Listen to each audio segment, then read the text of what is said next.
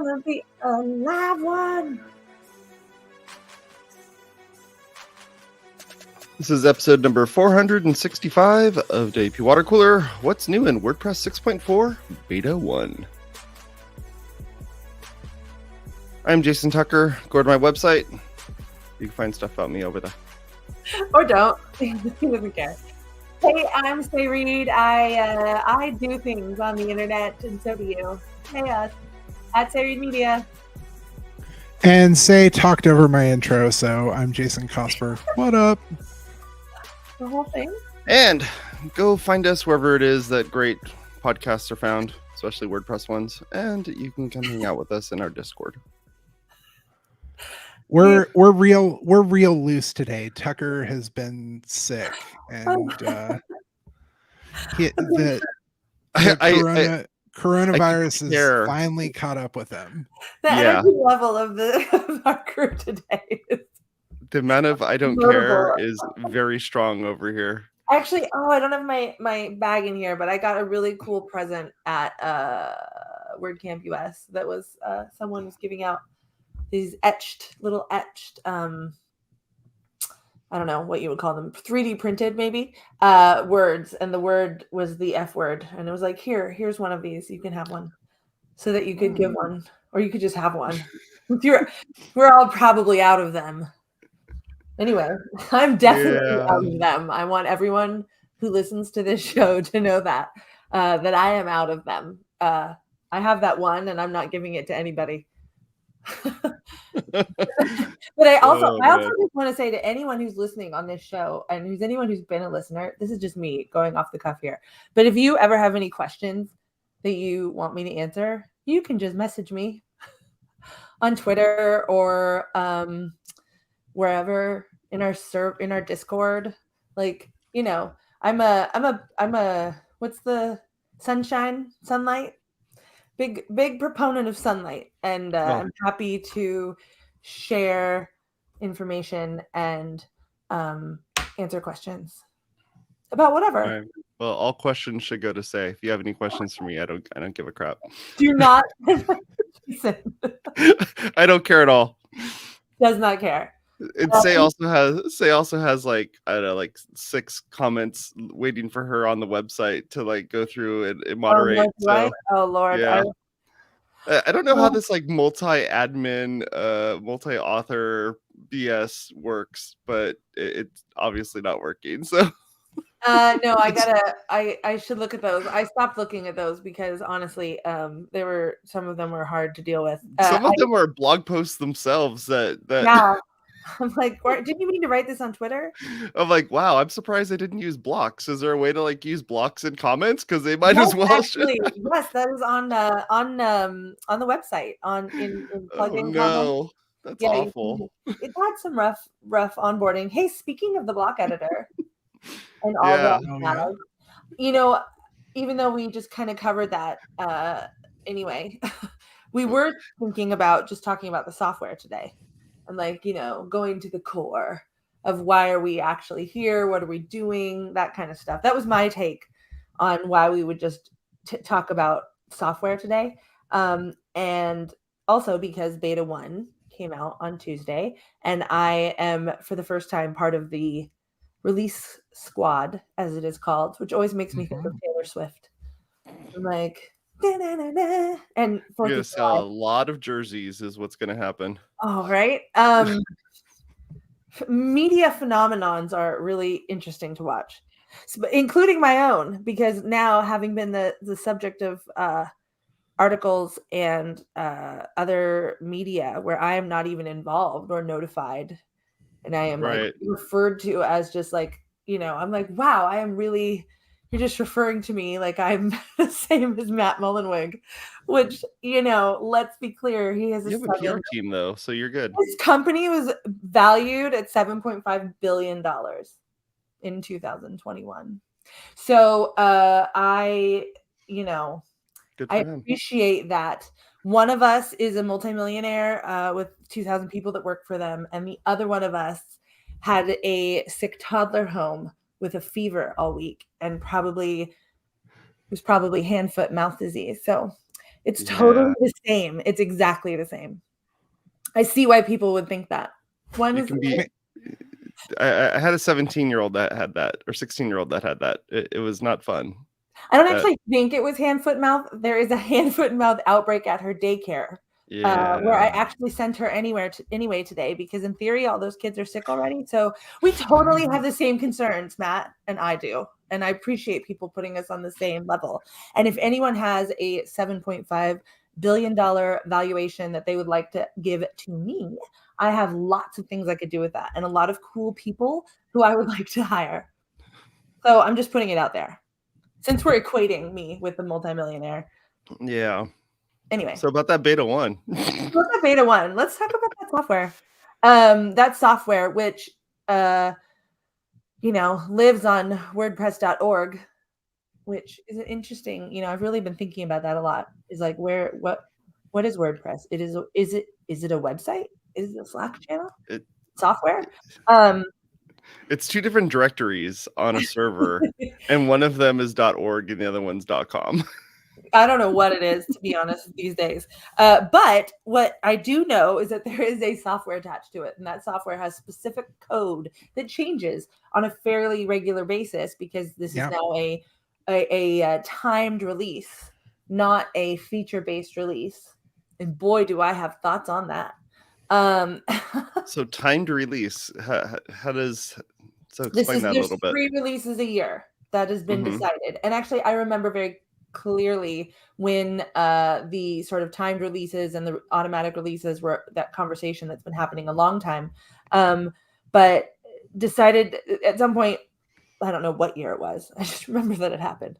At some point, it became 3 releases a year. This year, 6.4 was shortened because there's been a lot of feedback over many years, that pushing a release at the end of the year, the beginning or end of December, is really rough for like most of the world. Yeah. Right. Back when I was working at WP Engine, like 7 years ago, 8 years. I mean, but like the whole time I was working there for like 5 years, it was really a thing of, oh crap, WordPress is pushing a release in like late November, early December. And, when you have a lot of customers who are selling stuff off of their site, making money off of their site during a very busy holiday season. Good time to update. What holiday season are you even talking? Does something happen in like November, December with e-commerce? How, like, and I don't know. Not only is something happening in November, December, but it's happening for most of the religions. Like that's what I think is fun. It's like literally like all humans, like a lot, like most humans have stuff going on in December. I find that charming. Like as a human being, I don't know. Something about that makes me feel like, I don't know. Let's not plan releases at that time, which is so. Sorry, go ahead. No, I was going to say, and the argument has been like, it's hard to schedule a release when something is not going on. That was kind of the pushback, that it's like, there's always going to be. There's always something. Yeah. There's always, but. Right. This is when like the most somethings are happening. Yeah. Like, so this was a direct. Finally, I mean, so this is the test version of doing it sooner. Yes, and holidays have already started. It's already holidays, and so so this is the push sooner. This is a I don't know if you call it an abridged release. In the very beginning of discussions, everyone kept saying it was a polishing, and I was like, okay, so I just want us to talk about all the nuances. And completely like clean ones, by the way, but all of the nuances that go along with the word polishing and cleaning, for example, that could be associated with underrepresented genders like women historically. So we didn't call it like, it's not a polishing one anymore, but it's definitely meant to refine. We've changed the language a bit. So it's meant to refine sort of what's been built upon, because it is this shorter release. So, notwithstanding anything about the, it being a specific squad and whether the gender unrepresented squad should be the shorter time period or whatever. That's neither here nor there. But just looking at it from terms of this one was pushed and it's intended to, and I think it will, because a lot of things have been punted and beta 1 went really well. So I think it will launch on schedule. It's scheduled to 6.4 is scheduled to launch on November 7th, Tuesday, November 7th.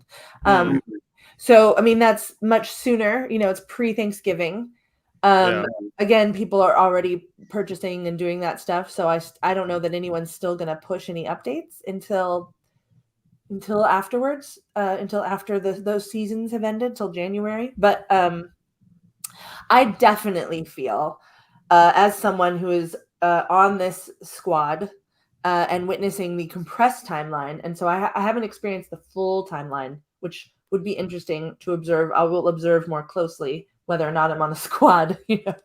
Probably not.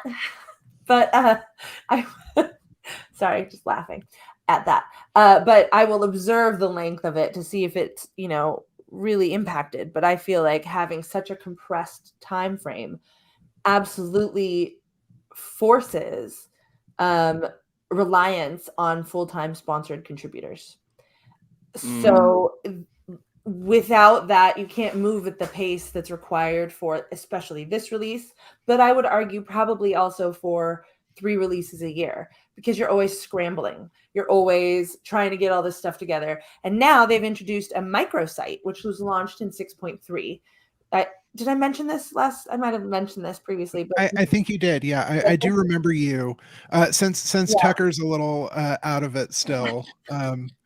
Yeah, I do recall you mentioning the microsite. Yeah, so there's a microsite that goes with it that's essentially a landing page, but there's assets, all of the features get, images that go along with it to explain it. There's just a lot that happens. Obviously, there's social media posts that need to be written. And with the pace of, honestly, what month is it? So this started kicked off basically right after WordCamp US. So September, this is October, and it'll come out in November. So 2 months essentially of work, and and pushing up all of the deadlines, including the about page, which got pushed up. So it's it's just really compressed. And it forces complete reliance on full-time sponsored contributors. So that is its own problem, but one that I've really noticed in this release. That's been my main thing, is that not only are the full-time sponsored contributors there, but they're not leading. They're definitely leading from behind. Even the designs that are taking place, there is heavy design influence from the design team, and there's all sorts of art. I'm not saying that's inherently bad. I don't know that it's inherently bad, but it does feel a little disingenuous that it is an underrepresented gender-led program when it is really being led by, full-time sponsored contributors that may or may not be underrepresented genders. For the most part, they are not underrepresented genders. So I can't imagine, I don't know who's, I know that there are various full-time sponsored contributors on every release squad. I don't know. I know a lot about what's happening in beta 1, so we could talk about that instead of the experience itself. Sure. So one thing that I know is not making talking about the damn software. God. Yeah, one thing I know that is not making it into 6.4 that I was excited about is a friend of the show, Andy Fragan, has been really pushing this plugin rollback, and effectively when you do a plugin update, if there's a bad plugin update, it will roll that update back. That works if you are doing an update manually in the dashboard right now, but the thing that I was excited about, a thing that we've all kind of been really looking forward to, and Courtney said it in the chat, rollback is fantastic. It works great. But there have been some regressions that have happened in the last component, which is rollback of like automatic upgrades. So basically, if you set your plugins to automatically upgrade, there have been some issues with it. So they ended up punting that into 6.5. Like it will not make it into the 6.4 release as expected, and I am super bummed about that. So we won't see that until March. Which, oh wow, March. Yeah. Well, right, because the next release. So Right. I actually I learned in this, I asked and have learned and clarified in this release specifically what blessed means. And what blessed means is that the feature, whatever feature is blessed, does not have to be completely done for beta 1. So it is something is either punted, so it goes over and is moved over to 6.5. But if it stays and it's not quite ready, again, this is because of this timed release thing. And if it's not quite ready, it can be blessed, and that blessed thing in this case is the font manager and the font library. So that component, which is a big component that's coming out in Gutenberg 16.7, I believe. There's a lot of numbers to remember for a non-number rememberer like me. But there's this whole really big conversation about what version of Gutenberg goes into the latest version. Like, what is the latest version of Gutenberg, which iterates like, I don't know, every 2 weeks or something wild, or every really often. Which version of that is the last one that goes into the WordPress release? So there's like this whole conversation that keeps happening about, that's in 16.7 in Gutenberg, but it doesn't work properly in core, but it's going to be in there. So it's really a very interesting conversation that's happening right now. So I don't have a lot of, I know that it matters, but I don't understand like really the nuances of the Gutenberg core. So is there a possibility that we may not get the font manager in? No, because it has been blessed. So what blessed means is that it will be in, it is, I mean, I suppose it might be punted, but I don't think I've heard of a blessed thing. Blessed means they will work the full, everybody is going to work their booties off to make sure that those problems get fixed. I feel like there's been one or two, maybe a little more minor features that were blessed that have been punted historically. I wish that I had Nason brain and could pull like track tickets out of my head. Do not have that brain. No. I wish I had Nason brain. Yeah. But I didn't know you. I have the opposite of whatever Nason brain is. Which is like, there was a track ticket once, I think, or maybe it was on GitHub, or maybe it was a tweet. Okay, so now we've defined the scale of say brain to Nason brain. Right? That's actually cool. I like this new scale. Yeah. I'm going to think about that some more. On a scale of say brain to Nason brain, you need how at much least coffee do you need right now? You need at least a Courtney Robertson brain to know what features have been punted. Oh man. Oh my god, that's really funny actually. If you know Courtney and me, you'll know why that's funny. All right. So anyway, blessed, not blessed. The font manager is blessed. The font manager is pretty cool. It is. It's pretty cool, but it's funny the way we're describing it because, I have media library problems going way back, I don't know, a decade or so. So when we say it like this, when we haven't fixed the media library, although it's slated for improvements, I'm sure someone at Automatic is working very hard on it right now. It's slated for...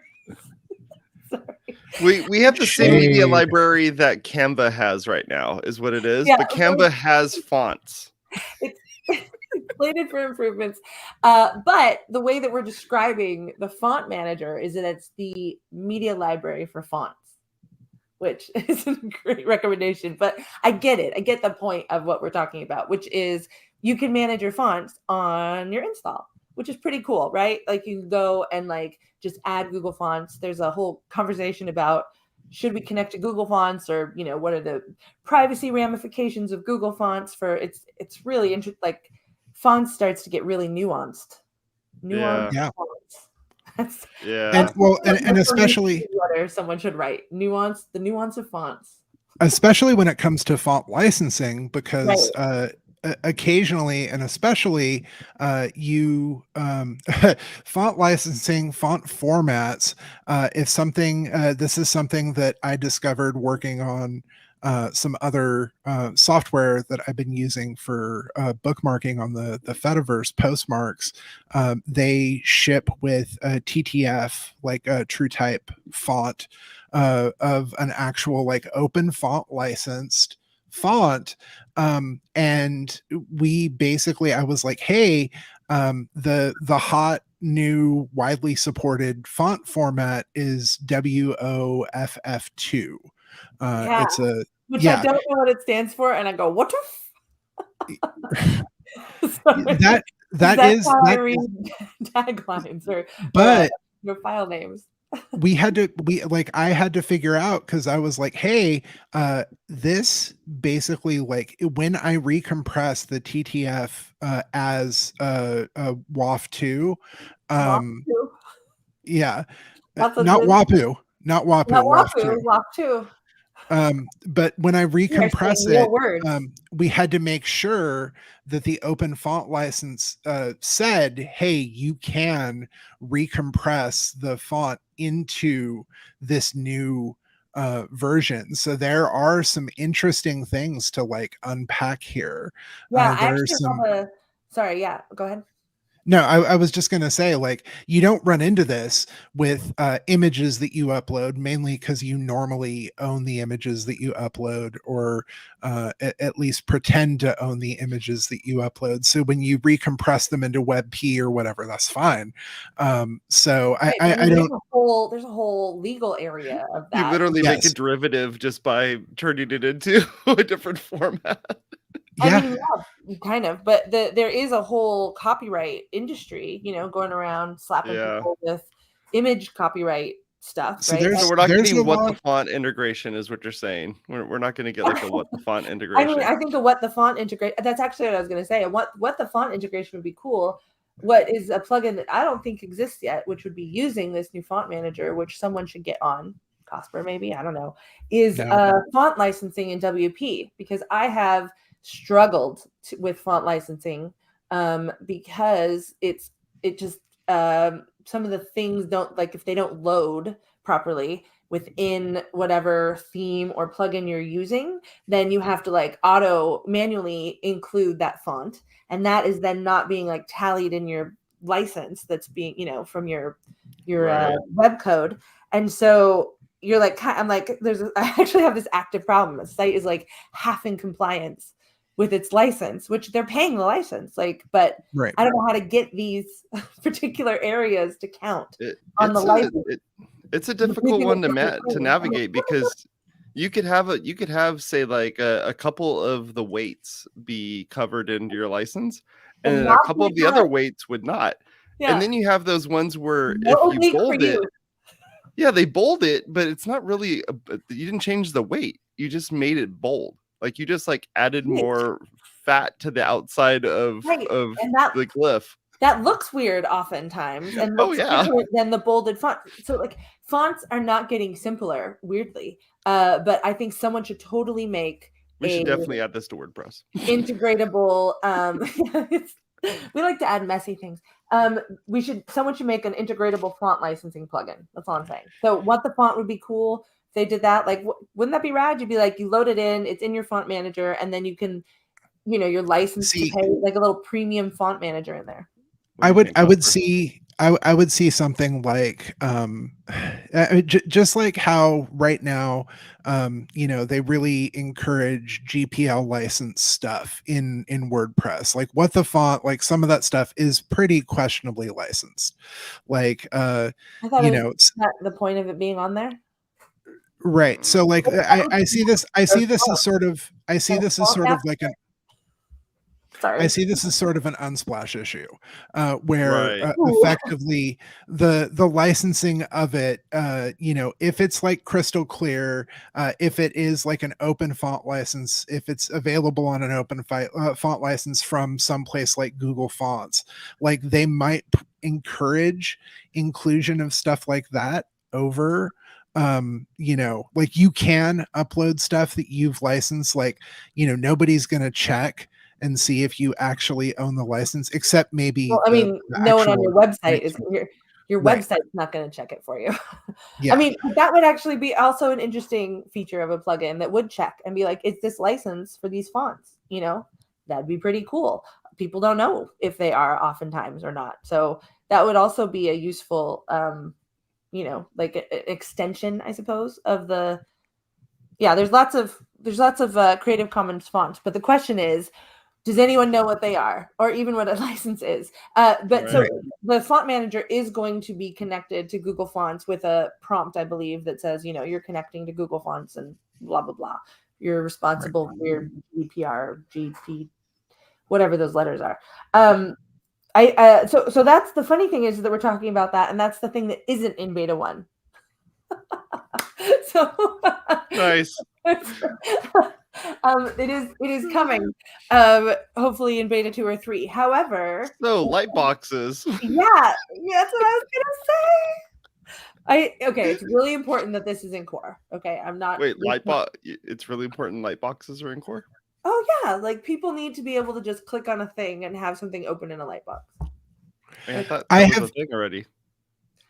Well, okay, it is, but you need to have a plugin in a lot of cases to do this, and some of the plugins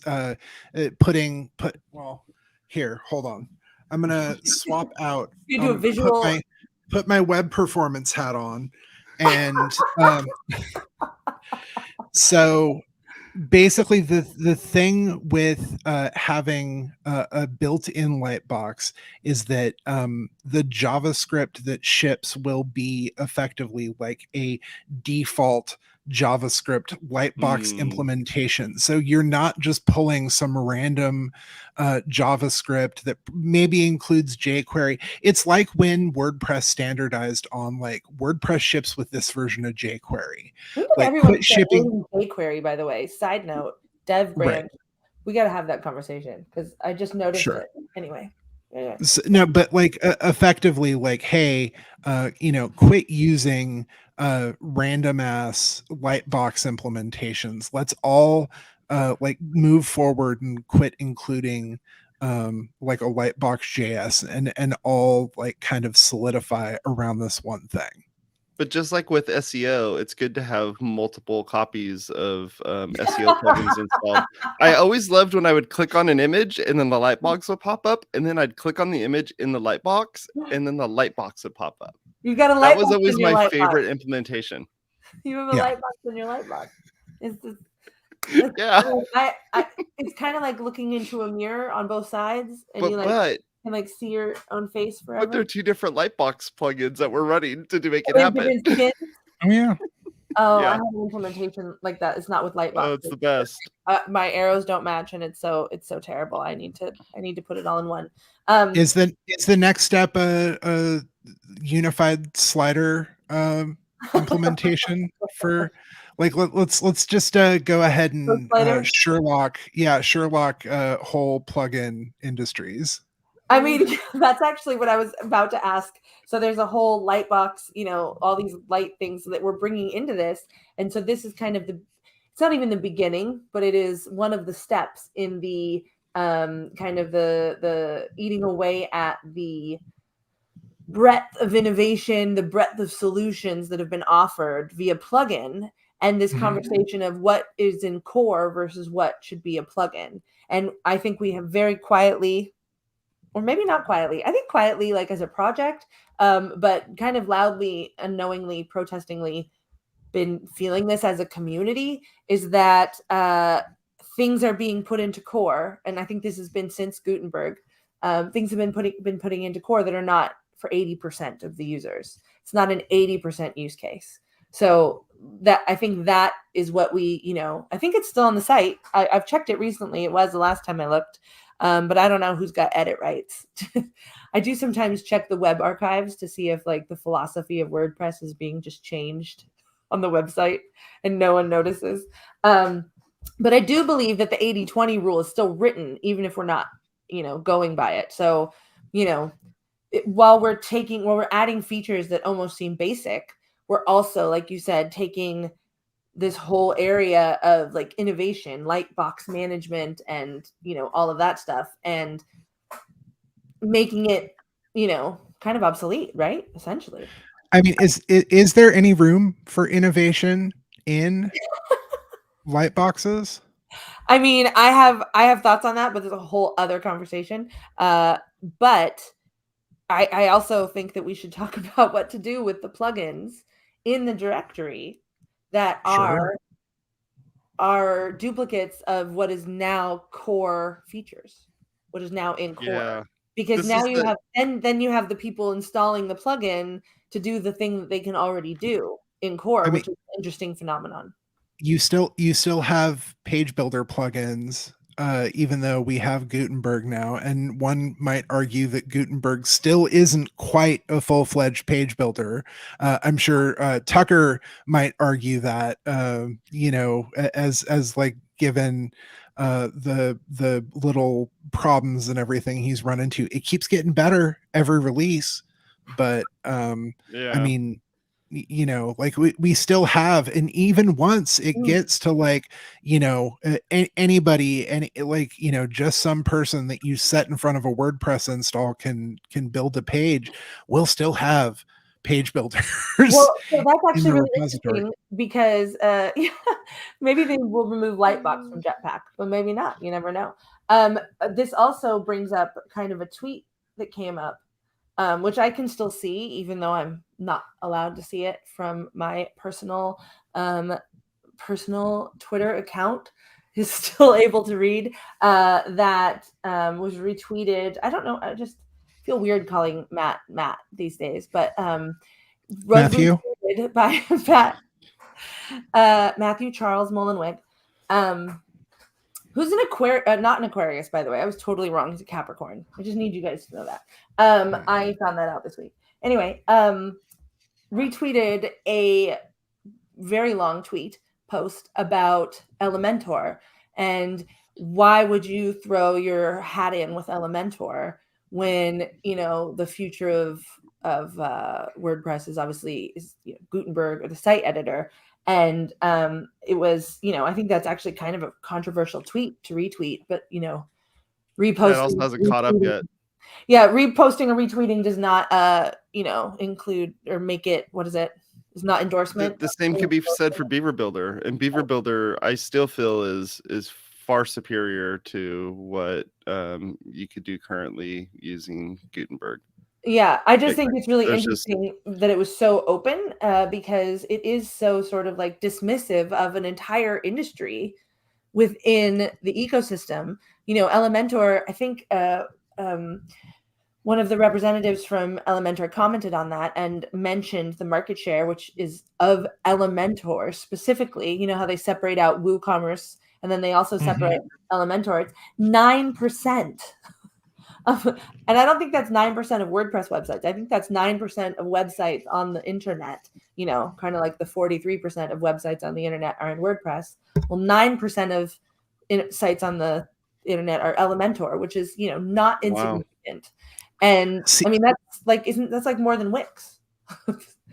See, I have a separate argument, which is why hitch your wagon to Elementor when on their recommendations for your WordPress memory limit, it says that you should, for best performance, increase your WordPress memory limit to 768 megabytes.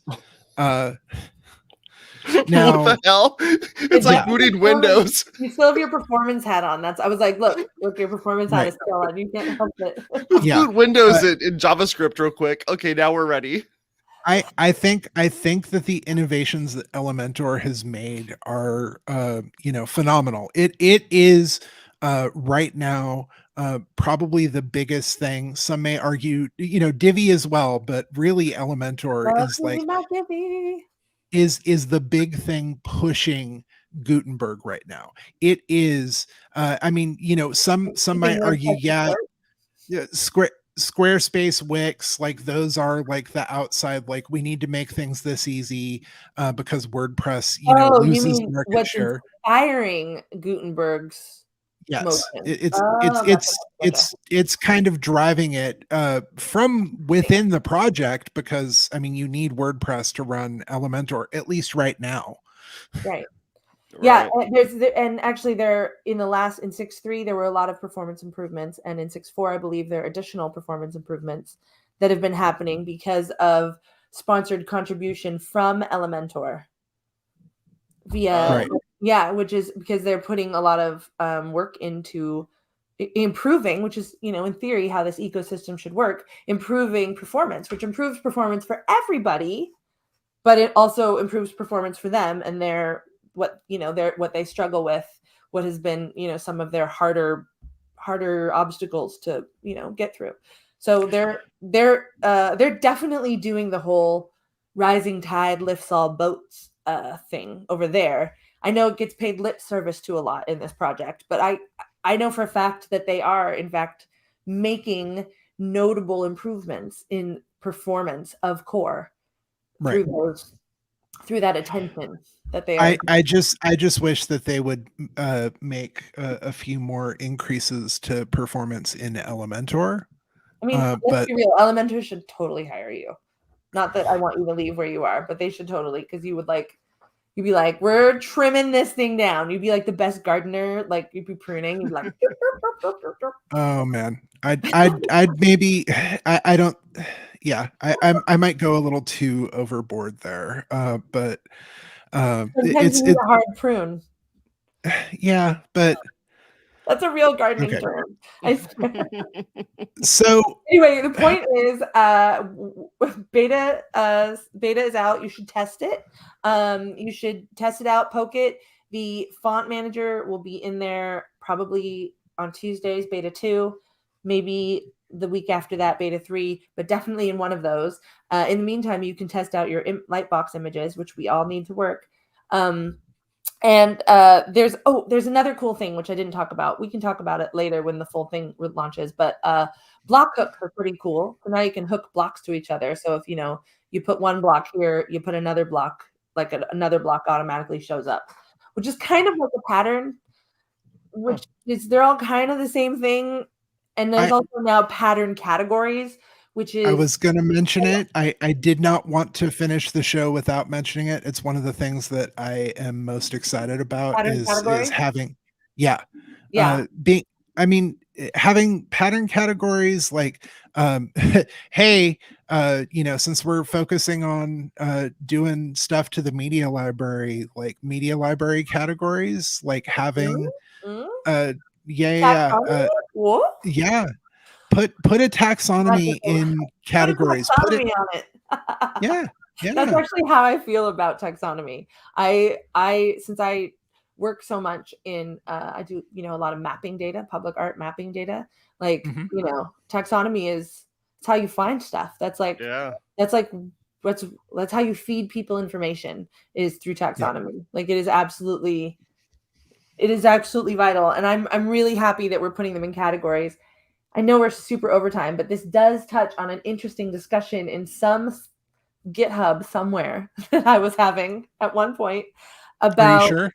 Yep, I swear it was on GitHub. The plugin, the pattern directory, and whether or not that you can't search by related people. So if you go into the pattern directory and you're like, ooh, I like this pattern, you can go look and see all the other patterns that person has made, because you can go look at that person's patterns, but you cannot go to their their red pattern category currently. And I believe that this also solves that problem, so that and I also think people can make their own categories on the pattern library, but I'm not certain of that. So I will check and let people know. But it is sort of a kind of a similar conversation. The pattern categories are happening inside the admin. So you can categorize, just like you make your own categories for posts. Now you can make your own categories for patterns. Like, here's the sale stuff. Here's the December 2022. These categories are going to be wild, right? For people. It was like, oh yeah. As someone who just moved December his website 2022, from one publishing provider to another and had to go through all my categories and figure out I need 12. I had 290. Yeah, you're like, cool. I guess this could I'm be like, I had Christmas, Xmas, and Christmas 2022. I'm like, that's so helpful. Thank you. So you just type Christmas in, and then you just look through all those categories, and then no one ever manages the categories. Turn them into holiday. I recommend everyone test this component because it would be cool if we could manage the categories well, like we managed our other ones. And I don't know how it's working right now because I haven't tested it. I've just been writing about it. Yeah, see, I don't manage categories very well. On the new site that I just spun up, I just renamed uncategorized to general, so that way, at the very least, everything is just under the general category. It looks like you're busy. The uncategorized category is really like the bane of of every website owner's existence for the last 10 years. Yeah. Actually, you know what? That'd be a cool ticket. What if we made it? That would be a cool ticket to change the uncategorized default category to general. Yeah. That's a cool ticket. That'd be a cool little hill to die on. If we're gonna die on hills, let's die on that one. I will change all of the uncategorized to general, not retroactively. Well, obviously. Right. I was gonna say on new installs. No. That would be cruel and really just that'd be like the great categorization. We could call it that. The great categorization of 2023, where everyone's uncategorized category became general. Our pal host is hanging out in the chat. Host, I encourage you to go in there and make the ticket, so I don't have to. And it sounds like Megan is also on board. Oh, good. Everyone likes this. Okay, good. Yeah. I apologize to everyone who's in the chat. If I look at the chat, I get so distracted, and then I even lose track of what I'm thinking and saying more than normal. So I really it's whatever these two amazing humans bring up onto the screen. Otherwise, I just lose it.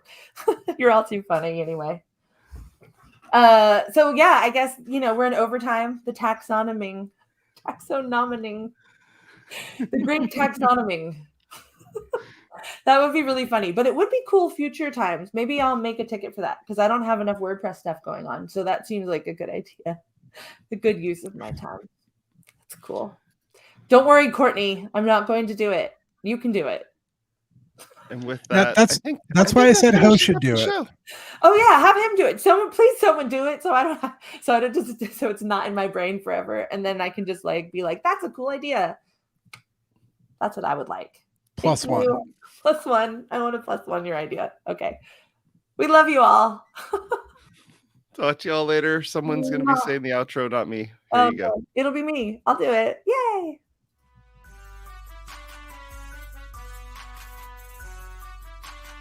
I guess nobody can do good. So let's go ahead and catch us on Apple Podcasts, Google Podcasts, Spotify. Our one pal on LinkedIn who's watching us. Hey, shout out to you. Thanks for hanging out with us. Talk to y'all later. Have a good one.